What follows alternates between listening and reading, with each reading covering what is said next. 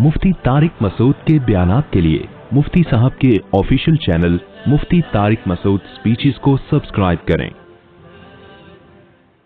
तो आपने फरमाया मा अना अलैहि व अस्हाबी, आपने अलामत बताई कि जिस पर मैं और मेरे सहाबा। इस हदीस ने दूध का दूध और पानी का पानी कर दिया। इस हदीस की तशरीह तो मैं कई बार कर चुका हूं, लेकिन आज मुहर्रम के हवाले से इसकी तशरीह मैं करूंगा ताकि इस हदीस को हम मुहर्रम पे फिट कर सकें कि मुहर्रम के मामले में हम सहाबा के तरीके पर हैं या नहीं हैं। तो मा अना अलैहि व अस्हाबी, आप सल्लल्लाहु अलैहि वसल्लम ने ये नहीं फरमाया जो कुरान के रास्ते पर होगा, इसलिए कि हर फिरका अपने आप को मंसूब किसकी तरफ करता है? कुरान की तरफ, फिर उसकी तशरीह अपनी मर्जी से करता है। क्योंकि जब इस्लाम में फिरका होगा वो तो निस्बत कुरान की तरफ तो करेगा ना वो। भाई इस्लाम की तरफ निस्बत में पहली शर्त ये कि आप कुरान को तो मानते हो। जो कुरान ही की तरफ निस्बत नहीं करेगा फिर तो लोग वैसे ही उसको गैर मुस्लिम समझेंगे। इसलिए नबी ने कुरान का नाम नहीं लिया। मा अना अलैहि, जिस पर मेरा अमल। इससे पता चला कुरान की ऐसी तशरीह करना जिस पर पैगंबर का अमल नहीं था, ये तशरीह मोतबर नहीं है। आप आजकल के खतीबों की तकरीरें सुनो, जो जाहिल खतीब होते हैं, मजमा गरम रखने के लिए कुरान की आयतों के ऐसे मफहूम बयान करते हैं जो ना हमने कभी सुने, ना हमारे हाशिए ख्याल, उलमा के हाशिए ख्याल में भी नहीं गुजरे। पता नहीं कहां से ला रहे होते हैं ऐसी तफसीर। तो नबी ने फरमाया जिस पर मेरा अमल। लेकिन इतना काफी नहीं है। बाज लोग कुरान और नबी के अमल की ऐसी तशरीह करेंगे जिसको सहाबा बोलो नहीं मानते, जिस पर सहाबा का अमल नहीं था। तो आपने फरमाया वो तशरीह मा अना अलैहि व अस्हाबी, जो मेरे और सहाबा के रास्ते पर होगा, वो फिरका क्या है? जन्नती है। समझते हो कि नहीं समझते? अब देखें, बड़ी जबरदस्त बात हमारे सामने आ गई कि जो जन्नती फिरका है उसकी अलामत क्या है? सहाबा के रास्ते को नहीं छोड़ेगा और पैगंबर के रास्ते को नहीं छोड़ेगा। देखेगा पैगंबर की क्या तालीमात और सहाबा ने उस पर कैसे अमल किया। उलमा ने कहा कि जिसमें ये अलामतें पाई जाएंगी इसका मतलब वो फिरका नाजिया है, नाजिया निजात याफ्ता। तो उलमा ने उसको एक नाम भी दे दिया ये इस अलामत की बेस पे। ये नाम उलमा ने दिया ताकि नाम से पहचान हो जाए कि इस हदीस के मयार पे ये फिरका उतरता है या नहीं उतरता। तो हदीस में दो चीजों का जिक्र था, एक सुन्नत और एक सहाबा। तो सहाबा के लफ्ज को जमात से ताबीर किया, यानी इजमाए सहाबा। सहाबा का जो इजमा है ना उसके खिलाफ ना हो, सहाबा के रास्ते से ना हो, उसको अल जमा कहा गया और नबी के तरीके को सुन्नत कहा गया। तो इसलिए उस फिरके का नाम जो निजात याफ्ता था, असलाफ ने नाम रखा अहलुस सुन्नती वल जमाआ। खोपड़ी शरीफ में बात आ गई, अहले सुन्नत वल जमात, जो हदीस को भी मानते हैं और सहाबा को भी मानते हैं। लेकिन जुल्म यह हुआ कि बहुत से लोग जो ना सुन्नत को मानते ना सहाबा को मानते, उन्होंने अपना नाम अहले सुन्नत वल जमात रख लिया। हालांकि नाम में कुछ नहीं रखा। असल क्या होना चाहिए? काम वो होना चाहिए जो सुन्नत और जमात के मुताबिक हो।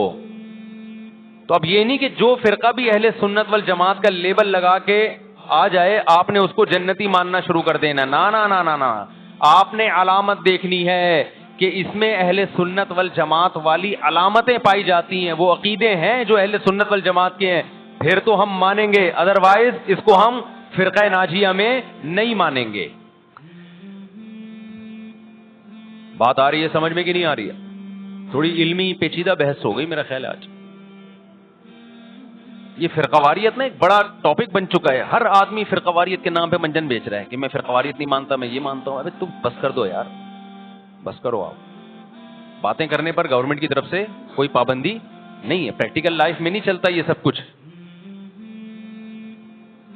तो जो अहले सुन्नत वल जमात सच्ची मुच्ची के थे, अब अहले सुन्नत वल जमात में भी हर आदमी अहले सुन्नत वल जमात बना हुआ है। اہل سنت والجماعت کی جو شارٹ فارم اردو میں آئی اس کو سنی کہا گیا, سنت سے نکلا یہ لفظ. اس کو کیا کہا گیا؟ بولو نا, کیا ہو گیا؟ سنی. یہ اہل سنت والجماعت کی کیا ہے؟ کیونکہ اتنا ٹائم نہیں تھا پاکستانیوں کے پاس کہ وہ اتنا لمبا نام لیتے اہل سنت والجماعت, تو انہوں نے اس کو کیا کہنا شروع کر دیا؟ وی آر سنی. تو ہم کیا ہیں بھائی؟ فرقہ ہم 73 فرقوں میں ہمارا فرقہ کون سا ہے؟ ہم سنی ہیں, جو اہل سنت والجماعت کی شارٹ فارم ہے. یہاں تک بات کھوپڑی شریف میں آ گئی. اب جو سنی ہے نا, ان کے کچھ مخصوص عقیدے ہیں. وہ عقیدے ہوں گے تو آپ سنی ہوگے, وہ عقیدے نہیں ہے تو آپ سنی نہیں ہے. لیبل لگاتے رہو. جیسے وہ بار بار میں چٹکلا سناتا ہوں نا کہ ایک آدمی نے چاول کی بوری پر, چینی کی بوری پر چاول لکھا ہوا تھا. لوگوں نے پوچھا بھائی اندر چینی ہے باہر چاول, کہتے ہیں مکھیوں کو دھوکہ دینے کے لیے, مکھیاں بہت بیٹھتی ہیں.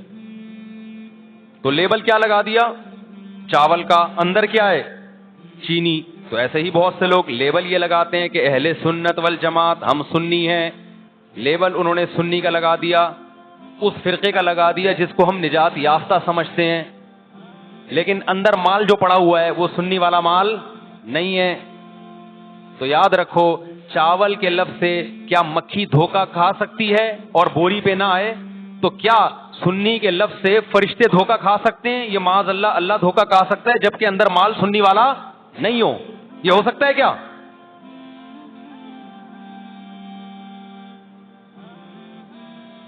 تو اس لیے میں کہتا ہوں آپ ایک چیز ہو جاؤ, یا سنی ہو جاؤ یا شیعہ ہو جاؤ یا کچھ اور ہو جاؤ. کبھی ادھر جا رہا ہے, کبھی ادھر جا رہا ہے, کبھی ادھر لڑک رہا ہے. محرم میں شیعہ بن رہا ہے, ربیع الاول میں بریلوی بن رہا ہے, رمضان میں انسان کا بچہ بنتا ہے. میں یہ نہیں کہہ رہا کہ بریلوی انسان کے بچے نہیں ہیں, یعنی رمضان میں ایسا لگے گا جیسے بہت نیک آدمی.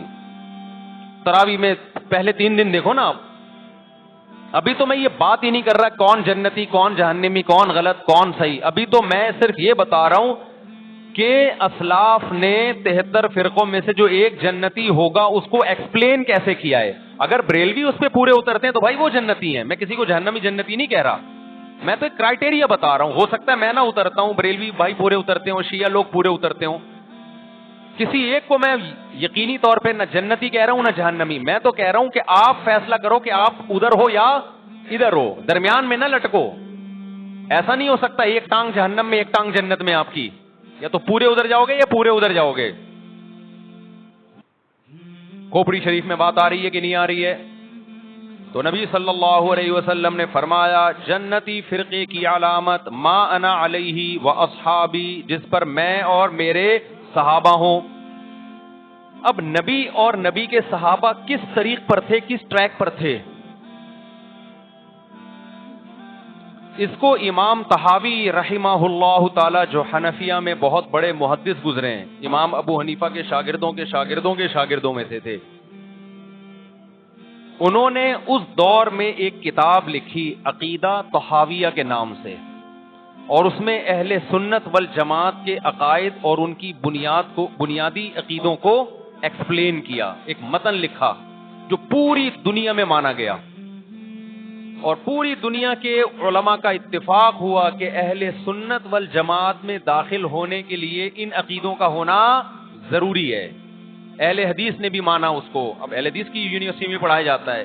حنفیوں نے بھی مانا, مالکیوں نے بھی مانا, شافیوں نے بھی مانا, حنبلیوں نے بھی مانا. سعودی عرب کی یونیورسٹی میں بھی پڑھائی جاتی ہے. وہ لکھنے والے اگرچہ حنفی تھے لیکن وہ جو عقیدے تھے وہ سب کے ہیں. وہ اس سے اہل سنت غیر اہل سنت سے کیا ہو رہے تھے, ان میں فرق ہو رہا تھا.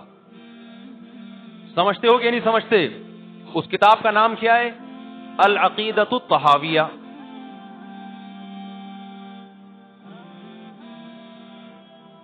وہ کتاب جو لکھی گئی ہے نا, پوری دنیا نے اس لیے مانی کہ اس میں ہر عقیدے میں قرآن اور سنت اور اجماع صحابہ, ان 3 کو بنیاد بنایا گیا ہے. قرآن سے ہو, اور قرآن کی ایسی تشریح جو حدیث مانتی ہو, اور قرآن اور حدیث کی وہ تشریح جو صحابہ مانتے ہوں.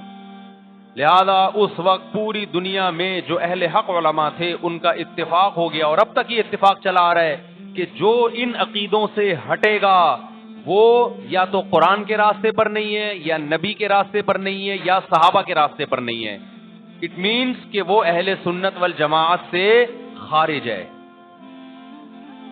خارج کہہ کے ہم اس کو کافر نہیں کہہ رہے, کافر کہنا نہ کہنا یہ ایک الگ بحث ہے. کچھ کافر ہے, کچھ کافر نہیں ہے, لیکن وہ نجات یافتہ فرقوں میں نہیں ہے. بہرحال وہ اس فرقے میں نہیں ہے جس کی نبی صلی اللہ علیہ وسلم نے جنت میں جانے کی گارنٹی لی ہے.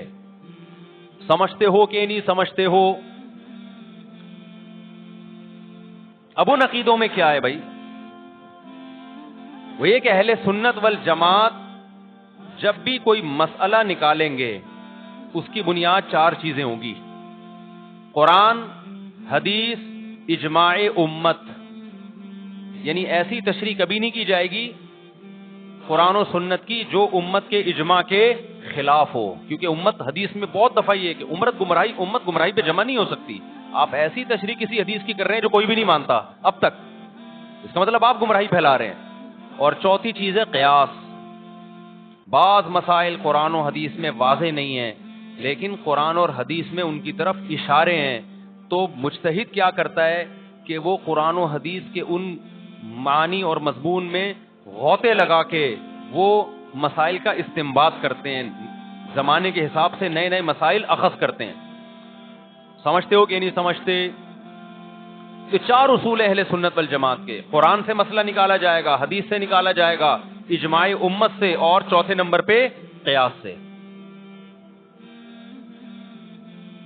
اب میں آتا ہوں اصل ٹاپک کی طرف. یہ تو پوری تمہید تھی نا.